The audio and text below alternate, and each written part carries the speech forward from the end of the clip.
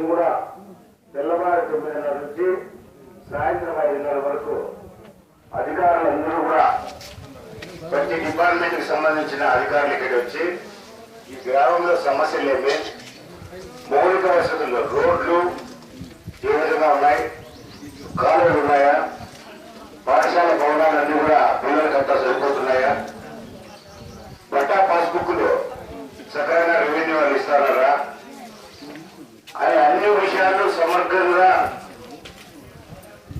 ప్రజల నుంచి విజ్ఞప్తులు తీసుకొని ఏ సమస్య అయితే గ్రామంలో ఎక్కువ ఉందో ఆ కన్సర్న్ అధికారాన్ని వేదిక వద్ద ప్రజలకు జవాబు ఇచ్చే విధంగా ప్రజలందరూ కూడా ఆ జవాబుతో సంతృప్తి పడకపోతే ఇక పై అధికారులు కూడా గ్రామంలోకి రమ్మని చెప్పి ఆ సమస్యలు పరిష్కారం చేసే ముఖ్య ఉద్దేశమే జన్మభూమి. ఇంతమంది అధికారులు ఒకసారి మనం పోయి కలవాలన్నా మనకున్న పరిస్థితుల వల్ల, వాళ్ళకున్న పరిస్థితుల వల్ల ఒకరోజు అధికారులు మనం కలవలేకపోవచ్చు. కానీ జన్మభూమి అనేది తరచు 3 నెలలకు ఒకసారి జరుగుతూ ఉంటే అధికారులందరూ కూడా మన గ్రామంలోకి వచ్చి మన సమస్యలు పరిష్కారం చేస్తారన్న ఒక ముఖ్య ఉద్దేశంతో శ్రీ నారా చంద్రబాబు నాయుడు గారి పథకాన్ని తీసుకురావడం జరిగింది. ప్రజలతో ఎన్నుకోబడిన చంద్రబాబు నాయుడు గారు దాదాపు 120 దినాలకు వస్తుంది.